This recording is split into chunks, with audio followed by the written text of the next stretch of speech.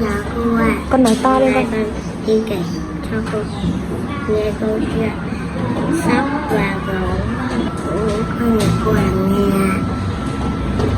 Một hôm là sóc hỏi lại gấu là cụ nước có cái gì vậy gấu. Sóc kể to lên con. Gấu nói là muốn có một ngôi nhà thật to. Sóc vật gấu là sóc và sóc là tớ như thích nhiều đồ ăn.